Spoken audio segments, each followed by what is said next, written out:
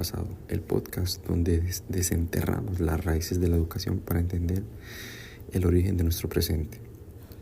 Hoy exploraremos cómo la historia educativa, no solo desde Europa, sino también desde nuestra América Latina, ha modelado la enseñanza actual.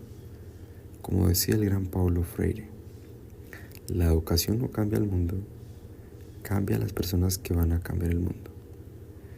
Y para cambiar desde nuestras aulas, debemos comprender de dónde venimos. Muchas gracias a nuestro compañero Anderson por esa grandiosa introducción.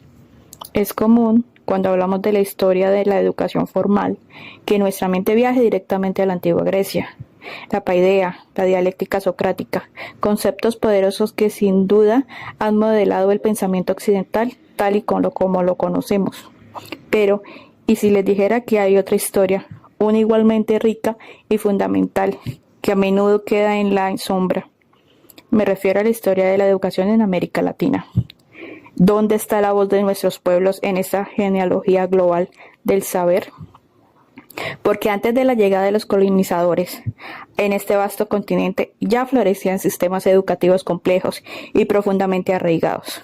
Pensemos en los mayas, con sus intrincados conocimientos astronómicos y matemáticos, en los quechuas, herederos de una vasta tradición agrícola y organizativa, o los muiscas, con sus profundas conexiones espirituales y su cosmovisión de reciprocidad con la naturaleza. Estos pueblos no necesitaban escuelas como las conocemos hoy. Su educación era comunitaria, integral, y estaba intrínsecamente conectada con la tierra, el espíritu. No era una educación para la producción en masa, sino para la vida misma, para el bienestar colectivo y la armonía del entorno. Como magistralmente lo ha expresado la destacada pensadora y activista ecuatoriana Catherine Walsh, es crucial entender que no se trata solo de conocer el pasado europeo, sino reconocer las epistemologías que fueron silenciadas por la colonia y siguen resistiendo. Walsh, una figura clave en los estudios decoloniales, nos insta a ir más allá de las narrativas dominantes para desenterrar en estos otros modos de saber, de hacer y de ser que han sido históricamente relegados. Esas voces, esas prácticas pedagógicas ancestrales siguen vivas, resistiendo en las comunidades, en las lenguas y en las cosmovisiones de nuestros pueblos originarios. Así que la próxima vez que pensemos en educación, ampliemos nuestra mirada, reconozcamos y celebremos esas otras genealogías, esas otras formas de conocimiento que nos hablan de una conexión profunda con la vida y con nuestro territorio. Porque solo así podemos construir un futuro verdaderamente diverso y equitativo en el saber. Gracias, Andrea, por compartirnos un poco acerca de nuestras prácticas pedagógicas ancestrales. Yo les contaré sobre qué ocurrió en la época colonial. En aquellos tiempos, la educación en América Latina no fue pensada para liberar, sino para someter. Las llamadas escuelas catequéticas estaban diseñadas más para formar súbditos obedientes que ciudadanos críticos. Eran espacios donde se adoctrinaba, donde se legitimaban jerarquías sociales y culturales profundamente desiguales. Esa educación impuesta desde Europa sembró durante siglos estructuras de dominación que aún hoy persisten en nuestras sociedades. Sin embargo, en medio de ese panorama surgieron voces críticas, figuras que soñaron con una educación distinta. Uno de los más notables fue Simón Rodríguez, el maestro de Simón Bolívar, quien en 1842 lanzó una sentencia que aún resuena con fuerza. No debemos copiar servilmente, inventamos o erramos. Rodríguez proponía una pedagogía emancipadora, profundamente original, que rompiera con la dependencia intelectual de Europa y se construyera desde nuestra propia realidad, desde lo nuestro. Años más tarde, José Martí, con la misma convicción transformadora, afirmó: ser culto es el único modo de ser libre. Martí entendía que sin conocimiento no hay libertad posible, que la educación debía ser el camino hacia la autonomía, no hacia la obediencia. Estas ideas, adelantadas a su tiempo, anticiparon lo que hoy llamamos el pensamiento pedagógico latinoamericano, Una pedagogía crítica, liberadora y situada. Una educación que no se conforma con repetir esquemas ajenos, sino que se construye desde las raíces de nuestra historia, nuestras luchas y nuestros desafíos. Porque educar en este continente ha sido y sigue siendo un acto profundamente político. Pero esta historia no termina ahí. Me gustaría saber un poco acerca de nuestro territorio. Deseo agregar un comentario sobre la escolarización en la época de la colonia en Colombia. En el caso de Colombia, la educación era controlada por la Iglesia Católica, especialmente por órdenes como los jesuitas. Estaba destinada principalmente a los hijos de españoles y criollos. Las comunidades indígenas y afrodescendientes eran excluidas. La enseñanza se enfocaba en religión, latín y moral cristiana, con muy pocos contenidos científicos o prácticos. En el siglo XIX, tras la independencia, los nuevos gobiernos intentaron secularizar la educación, pero el control de la Iglesia se mantuvo por décadas. La escolarización masiva en el siglo XX, influenciada por modelos industrializados, también llegó a América Latina. Durante el siglo XX, especialmente después de 1950, Colombia impulsó la escolarización masiva, siguiendo tendencias internacionales. Factores que la impulsaron: urbanización acelerada, más familias se mudaron a ciudades donde había más acceso a las escuelas. Intervención del Estado: se aumentó la intervención pública en infraestructura y formación de docentes. Presión social: la educación comenzó a verse como un medio de movilidad social. Apoyo internacional: organismos como UNESCO y el Banco Mundial financiaron programas educativos. La Constitución Política del 91 reconoce la educación como un derecho fundamental y una responsabilidad del Estado.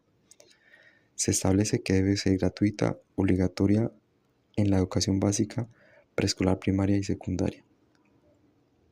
Sin embargo, los desafíos estructurales, desigualdad, pobreza, exclusión étnica persisten porque, a pesar de los avances, seguimos lidiando con estas problemáticas en la educación. Freire nuevamente nos dio una clave fundamental al enseñarnos que la educación bancaria, aquella que deposita contenido sin diálogo, sin reflexión crítica, perpetúa la opresión. Su obra de referencia, Pedagogía del Oprimido, nos invita a una educación dialógica y contextualizada. Enseñar desde la realidad de los estudiantes, con ellos y para ellos. Como advierte la reconocida historiadora de la educación Adriana Puigros, sin memoria no hay política educativa posible. El legado colonial sigue vivo en nuestros currículos, en la autoridad vertical y en la desvalorización del saber popular, haciendo que la memoria histórica sea un pilar fundamental para cualquier transformación educativa genuina. Y seguimos en Ecos del Pasado, abriendo el micrófono a reflexiones que transforman. En nuestro segmento anterior exploramos cómo la educación tiene raíces mucho más profundas y diversas de lo que a menudo nos enseñan. Y precisamente basándonos en eso, hoy queremos ir un paso más allá. Porque, estimados oyentes, hoy más que nunca es imperativo que construyamos una educación latinoamericana con una profunda conciencia histórica y cultural. ¿Qué significa eso?